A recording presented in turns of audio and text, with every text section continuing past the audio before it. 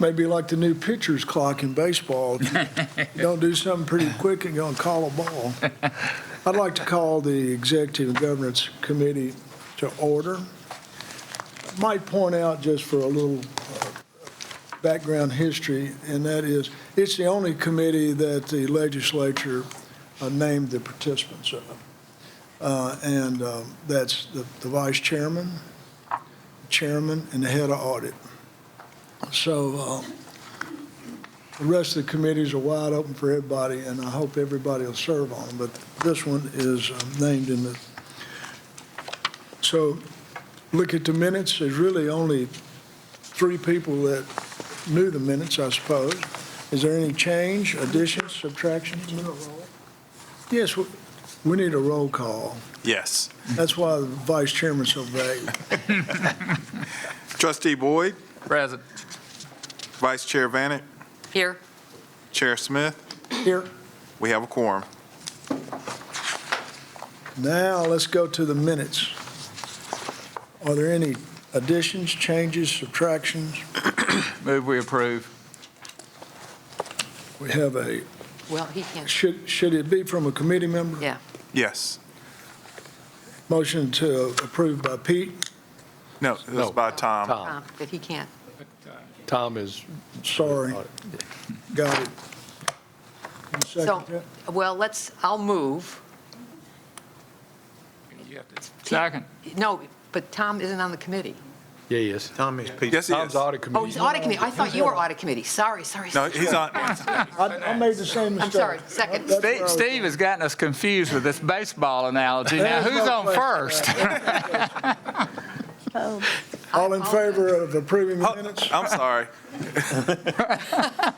Flip a coin. So Vice Chair Vanett, did you second the motion? I did, yes, Okay. after I got my head back straight. All right, thank you. Hearing no changes, all in favor say aye. Aye. That's a unanimous vote. Next is discussion of a self-evaluation. That's another thing that's required by the statute every 2 years. We included, I think, in everybody's book, the previous one, and it's in there for your information. Every category was at least 85% good or real good.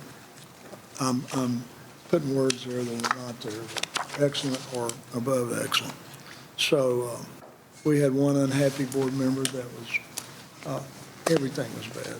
So regardless, that to say, the next in here is the questions for this year's. And now would be a good time, or you can get back to me or Sydney if you want, if you think one of the questions is not good or you want to add a question.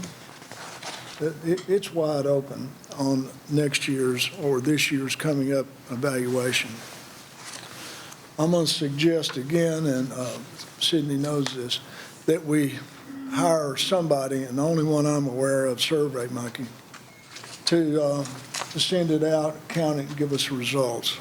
I don't think this board have any problem, but for the future, there might be somebody that'd be intimidated to ask or give a comment that we're counting in-house. So I'd prefer to set the precedent of letting a third party send them out, tabulate them, and give us results. And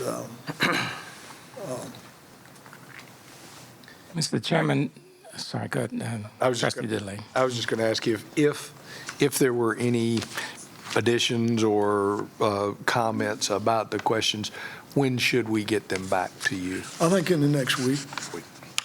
Is that too quick? Well, we need, I'm sorry to interrupt. Yes, I was going to ask Secretary of the Board to maybe explain a little bit the process, particularly as it relates to, the survey, getting it out and having it analyzed. And then you can speak to the question. Yes, I'll first address the tool that we've been utilizing with regards to the survey. You may recall in 2019, we actually used SurveyMonkey. And then most recently in 2021, the university has transitioned to Qualtrics as its survey tool. I will say this about SurveyMonkey: it's just a tool to create, send, and accumulate the responses.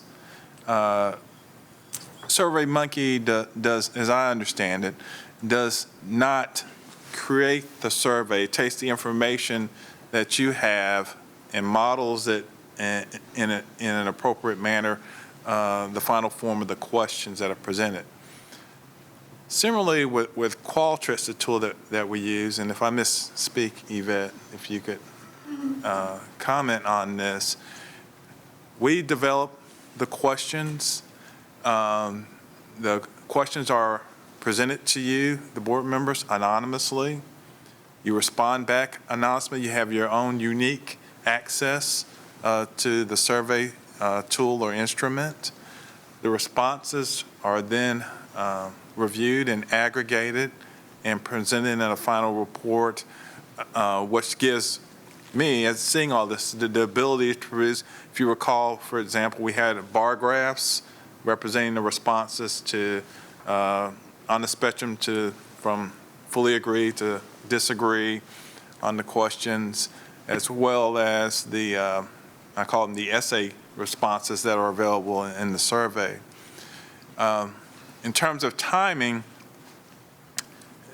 today is the opportunity to approve the current survey tool, and if you have edits to that, to propose those edits, because this committee will need to approve the questions that are presented to the body, and then I would make those available to each of you in October so that we'll have results in time for the November meeting of this committee. If there are any other questions, I'll be glad to address I'm them. not heavy on that, but I don't like counting my own votes.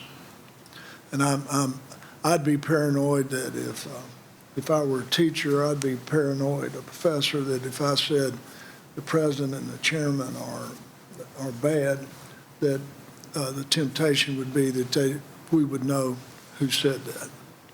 So, I mean, that's a paranoia, so I won't hold on to that. But having somebody else counting our votes appeals to me, but I'm not heavy on that. So if that's what we want to do, that's good. So with that, James, we don't count the votes or tabulate the results. Is that right? We get a summary or we get a feedback of the results. Yes, I Why get don't you feedback explain of that? the results through Qualtrics, and I can present those results in various forms, and I see the answers. But you don't know who did it. responses. Correct. So who counts them? Qualtrics aggregates the responses and presents it back to us. Is that an acronym or is that? No, it's the name of the company That's the name of the that we utilize. Just like SurveyMonkey. It's Okay. just- Yes, it's akin good to with that. SurveyMonkey. Has everybody that wants to read the questions? Are there any changes? Steve, just a couple of small questions or edits possibly on, this is part 2, question 2, and it says, would you consider to be the board's major accomplishment since its initial meeting? I know at least 2 of us were not here since our initial meeting, so, It should be since the last Edited. evaluation. yeah. I mean, or That's a very some good point. verbiage. That makes sense. So Yeah. 2021 or something. That's a good pickup. That makes Yeah. sense. And then the second one is question 3 there. It says, what specific goals would you suggest the board pursue for next year? I would suggest that be the board and/or university pursue for the next year. I'm not, this is supposed to be an evaluation, though, of the board I agree, Chris. and not the university as a whole. So it's this body that's being evaluated. And in response, I think you can say that the board should focus on the following in terms of the educational programming or athletics and stuff, but it's really about the board. And to then say that we are now injecting ourselves into the academics and into the operation of the university probably isn't appropriate. That's one person's opinion. I don't know how y'all feel about that. I would take the opposite position. I think our purpose is to give strategic direction to at least the president. He's the only one that reports to us. So this is our opportunity to give strategic direction to him, I think. I guess we could do it individually as well, but this is an accumulation of corporate thought, I guess, of the board. But I think that's, when you say, what should the board pursue? That would be the answer, is the board needs to either engage more or engage less, or however you want to discuss it, but it's really about what is the board as a body doing, what should we be looking at over the next year? And I think actually a year is probably too short of a period of time, because this evaluation goes for 2 years. So to That's a say good that you're point. looking at it for a year, to me, is inconsistent. So to me, it should be for the short term and for the mid to longer term, and not necessarily put a time frame around it. That would be a suggestion. I don't know how, again, it's one person's opinion. And I agree that it's important that we recognize that the focus of the evaluation is the board. Yeah, that's the charge. Do you suggest an additional evaluation then? I just, again, I'm curious if Chris, give me an example of a goal for the board. So one of the goals for the board would be to have, to require the members of the president's staff to provide more in-depth information regarding challenges and opportunities that they've identified, and what plans and processes they intend to put in place in order to address and take advantage of the opportunities, but to address the challenges. That's really what we're responsible for, in my mind. And this is, again, a recovering lawyer speaking. But when we talk about what our accountabilities are and what our responsibilities are, it's, to your point, exactly, Tom, it's strategic oversight.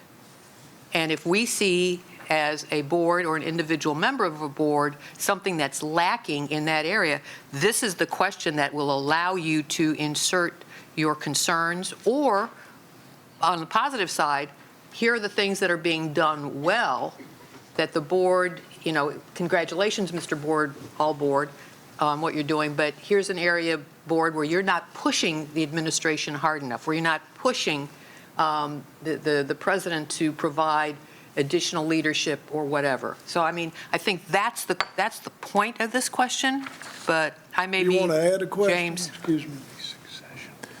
Now, I just want to, it's outlined in tabs 2 and 3, but the board's responsibility, consistent with our accreditation expectations from SAC-COC, is to define and regularly evaluate your responsibilities and expectations through this self-evaluation.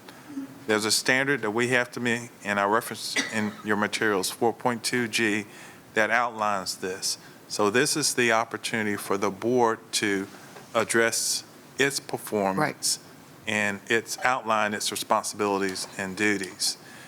Also, consistent with our board bylaws and also our policy on committees in section 11.4, this, as a body, the executive committee is responsible for overseeing the performance of the board, which includes continuing education, which, as I just want to reflect this for the record, after our previous or most recent evaluation in 2021, that was an exercise we went through in terms of improvement actions where Dr. Whelan came and spoke to the board. But I want to emphasize that there's a responsibility to review our previous or your previous actions and to make an assessment of those action items for improvement. So the focus is on the board and its duties and responsibilities. Yes. Now, if there are, to Trustee Boyd's question about the university goals, we have mechanisms in place where the board is and will be engaged to address the university's strategic goals and plans as we move forward. but the focus on this tool here is on the board itself. And in, I'm just and- looking, sorry, and in fact, just to build on the last point that our secretary made, in this meeting, we'll actually have a presentation on our strategic planning in preparation for accreditation that will focus on issues like the strategic goals and directions set by the board that the university will follow. So there'll be an opportunity for board members to participate in providing that kind of feedback. I'm just looking back at the responses that we got in 2021, and the responses are mixed in that some relate to the board, some relate to the university. So I think it's a confusing question that however we be more specific with it would be helpful because, again, it evidently in the past is addressed both areas, strategic goals for the university and some comments about what the board could do. So I think that's a really important point that you raised, which is in the instructions, perhaps, Council Floyd, it would be helpful to provide additional guidance on what exactly this is. And if you, I think it makes sense to reference the relevant portions of the statutory requirements along with our bylaws so that there's clarity around what we are intending to cover with this questionnaire. I think that's a very valid point to get, let's make sure we're clear about what we're asking for. James, if there's a suggestion for an additional question or a change in question, is our board meeting too late for that? I mean, our board meeting's in 2 weeks, right? Yes. I mean, it's the 12th and today, so No, it's not too late. We can, why don't we the ask- board can bring that up as a body in reviewing the ENG report and address Why don't we just that make issue. request, and that is if they're, after reading them, if there are additions, subtractions, we make them then. Yeah. I asked James, and he sent me the actual law that was written, but there's another, maybe it's in the bylaws. We have specific duties, set to the tuitions one, hire and fire the president's one. I mean, there are others, but we have specific duties. If you would look that up for us, maybe that's in the bylaws, or maybe that's in the statute. I'm not sure, but it's a governance of ours where we have specific duties. If you remember our first board meeting, we were to set the tuition. Not one person in here had a clue on the tuition except the hired hands. So why don't we kick that ball, kick that can down the road till our board meeting. And if you have changes, additions, subtractions, that'll give everybody time to take that task on. So I have a sort of a procedural question. So if I've got a couple of minor edits and maybe a question to add, the thing to do would be to send it to James, okay, and make sure I get it to him in the next week, within the next week, and then it can be included for consideration by the board And then I That's think the correct. board would vote on, The amendment. to the Differently. minutes. Yes. Yeah. well, and Yes. make sure that somebody hadn't added a question that's silly. Okay. Because editing on the fly is a nightmare. So, James, don't we have is that the action item? Because we also need the authority of the board to move forward, or is that? Right, there are 2 action items. One is approving the tool, which we have put off until the full board meeting. The other item was just authorizing me to issue the tool prior to the November meeting, and my plan is to issue that in October. Why for don't your we review. get a motion to authorize James and approve the way he's going to do it, the structure in which he's going to use in order to do it, and we'll put the questions off till Yeah. the final at the board meeting. So is it, we're approving the document as presented, subject to further amendment at the board meeting And his methodology and the methodology. Does that work, James? That'll be fine. We can combine that here. Yeah, that would be good, and then, but But I think we have to we approve welcome. something first. We welcome amendments at the next meeting. Right. I apologize. Is it all right if we just approve it, subject to amendments at the full board meeting? And then if we could have a separate motion authorizing me to issue the instrument as presented in your materials here. Whatever you think. prior to- That would be the cleanest way to do it for the records. Okay, Yes. that's fine. Okay. So the first motion would be the approval, subject to amendment at the Board meeting. board meeting in September. So moved. Second. All in favor, say aye. Aye. Aye. Opposed? Unanimous? And the second, there's a The second motion authorizes me to administer the survey prior to the November Executive and Governance Committee. So can I have just a point of clarification on that? Yes. Does the board have to authorize or approve the motion coming from this committee on that topic, on motion number 2 as well? They will, when they approve the Executive and Governance Committee's report. Okay. We won't be bound by it, but why don't you craft what the motion ought to be at the board meeting, and then if there are amendments, great.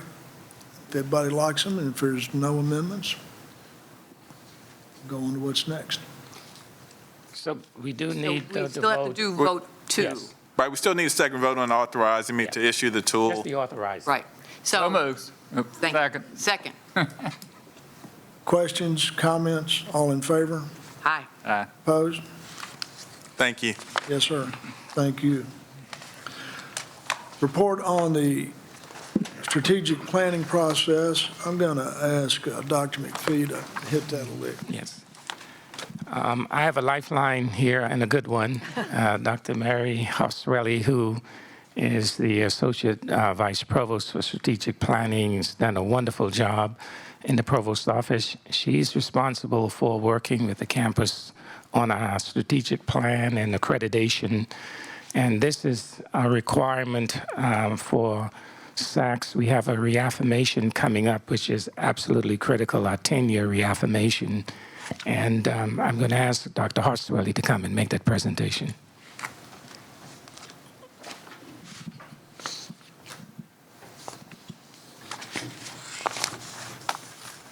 And Professor Gibson as well. See.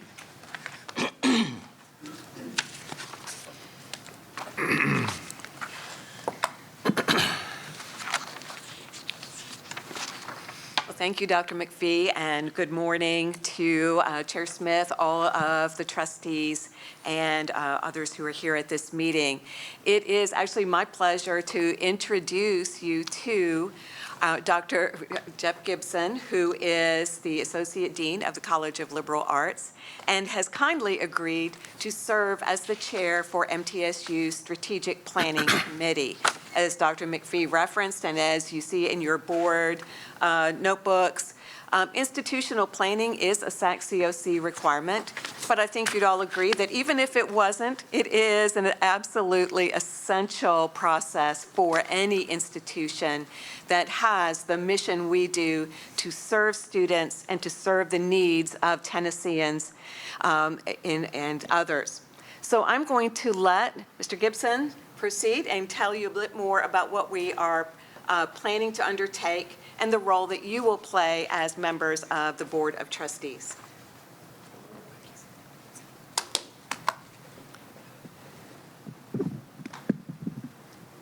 Good morning. Good morning. Good morning. Thank you for the opportunity to speak with you today about the upcoming Strategic Planning 2035 development process. As Dr. Hofswelly said, I'm Jeff Gibson, an Associate Dean in the College of Liberal Arts, and I am honored to serve as the chair of the Strategic Planning Committee. I'll be working under the guidance of Dr. Hofswelly and with my co-chair, Lane Bryant, who is from the University College. You will recall that in accordance with board bylaws, This committee has annually approved revisions to the institutional mission statement and the mission profile, most recently in March of 2023. You're also familiar with the top priority section of the board's orientation page, which links to the existing plans, the Quest for Student Success, the Academic Master Plan, and the 2015 to 2025 MTSU Strategic Plan.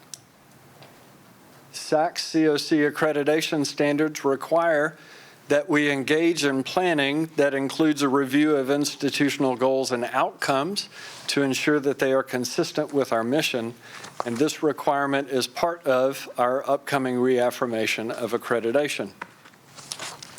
To support this effort, President McPhee has approved an integrated strategic planning process that will unite our 3 existing plans into a single institutional strategic plan. The 2035 integrated strategic planning process will be organized around 4 pillars: academic quality, student success, engagement, and innovation. Goals, strategies, and metrics for each of these pillars will be developed by subcommittees that include broad representation from faculty, staff, students, alumni, and community leaders. The strategic planning process begins in earnest this fall with the work of the university's Planning Committee Subcommittee for Mission Review, whose role will be to articulate statements of purpose, values, and vision. And this revised mission statement is targeted for approval by the board at its April 2024 meetings. Concurrently, the Strategic Planning Committee will begin gathering information and ideas through a series of listening sessions with internal and external stakeholders next spring. And a draft of the strategic plan will be developed next summer, and we'll collect feedback and share additional drafts throughout the fall of 2024. And our goal is to finalize the strategic plan for submission to President McPhee by early 2025 and to request this committee's review and approval in March prior to board approval, which is targeted for next April of 2025.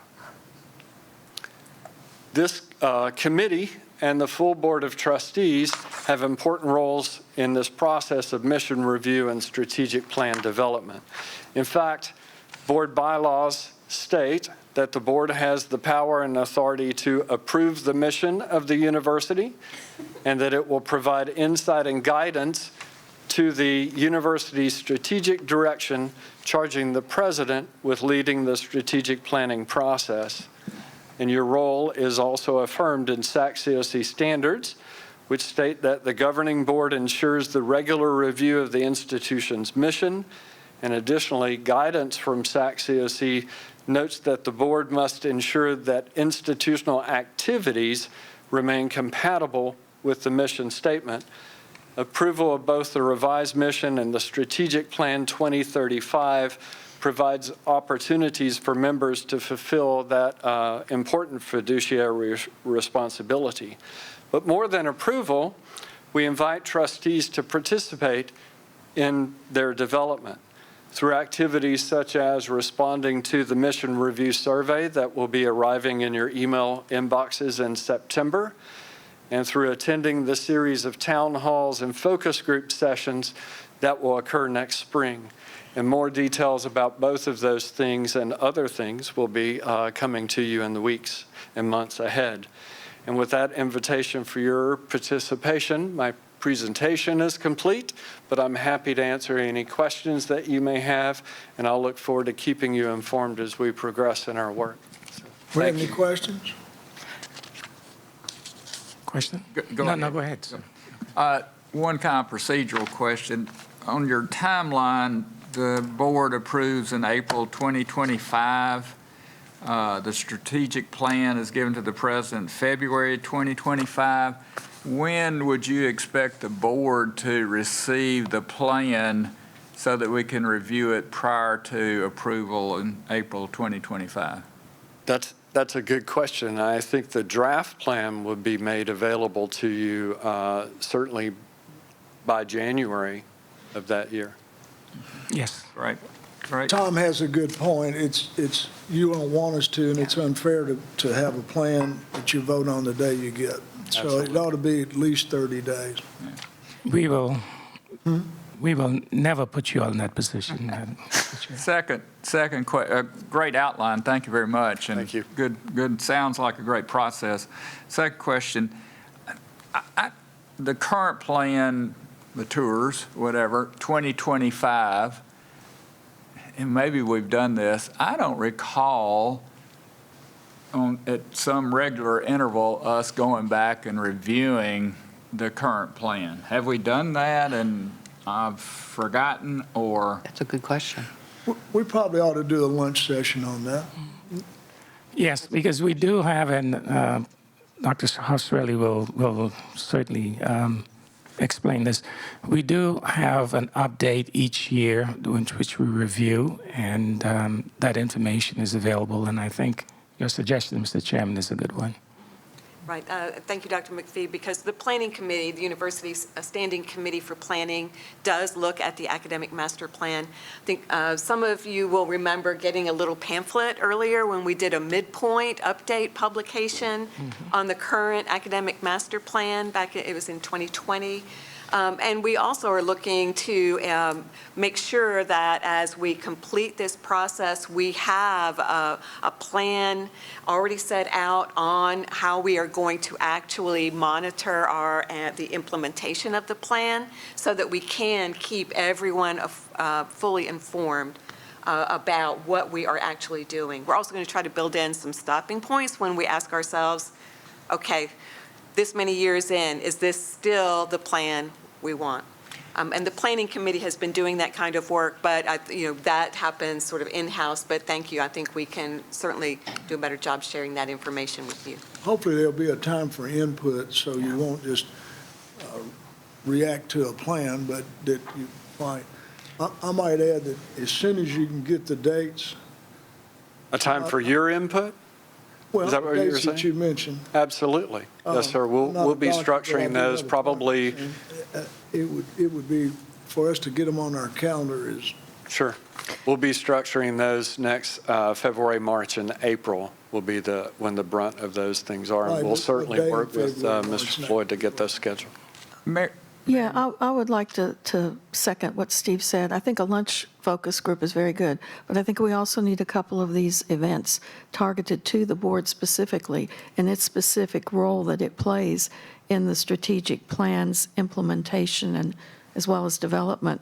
Because if you think about it, the strategic plan we're under now was written without a board even in mind. So we didn't have any input in that. We've seen it, we know it. I remember seeing the mission statement review, the midterm one, but I think the board has a huge role to play in this process and needs to be targeted at that level. she makes a good point. Perhaps that ought to be on our agenda for one of our meetings prior to that, where we tell us where we're going. Yeah, it's an informational meeting. It's not a policy-making decision or anything. It's just an understanding of the process. Steve, to that point, I do remember us addressing the mission statement, but it might be helpful annually, if you approve, to have an update on the strategic plan, something as simple as what have we stopped, what are we adding, what are we continuing? I mean, a very brief, not any extensive, but just kind of the highlights, it would be Do you helpful. have a suggestion, since this one's coming up, do you have a suggestion when that ought to be? I mean, should that be in the spring or the summer, or? Can I make a suggestion? I think the first one, just kind of doing to Tom's point, the idea of where are we versus the one that was originally in place, why couldn't we do that one in November? And just say, have the strategic planning coordination group basically report out and say, this is what we said back then, this is how we're operating against that today, which I think will help address some of the questions that I think you have that I definitely have as well. It's like, so is this something that you just put on the shelf after you develop it, or are you actually We actually, Working toward it. it's a living document, and I'm looking at Dr. Hoswelly. We have each year or each 2 years, we have a written update, so we can bring that to the board, that Awesome. information that we can That's a good share. idea, because Mary's Yeah. point is, we weren't a gleam in our mother's eye. Yeah. Yeah, to Chris's point, I think it'd be real helpful to understand the last one Right. before we give feedback. On the next one. Yeah, so, Can we throw that in November then, please? Thank you. I see no reason why we can't. And I think it's important to use the information that the administration is using ongoing. We're not asking the administration to create a whole new document with whole new analyses. We're just asking for insight. Because the strategic plan isn't strategic if it doesn't go out 10 years. We're not going to be continually reviewing it and updating it and looking in the rearview mirror, but we would like a kind of an overview. I think that's a great point. Just let me say how important this discussion is. As one who serves on SAC's committee for reaffirmation and chair the section on governance, every committee has a university president that goes on a site visit, and the responsibility of that president is to look at the standards dealing with governance. And the whole idea of showing the institution, showing documentation that it has gone through these processes that we are talking about, really the critical element of getting past that standard. And it is one of the core standards of SACS. So far, we've gone through SACS 2 or 3 times, and as you all know, the most recent one, the 10-year reaffirmation, with 0 findings. So this discussion is very helpful, and having to be able to document it and show when the site visit team comes put us in a position of meeting those standards without jeopardizing the accreditation of the university. So this is absolutely essential. Thank you, well done. I'm Thank looking you. forward to it, I know we all are. I think that concludes this meeting, and we'll go to Finance and Personnel in 38 seconds.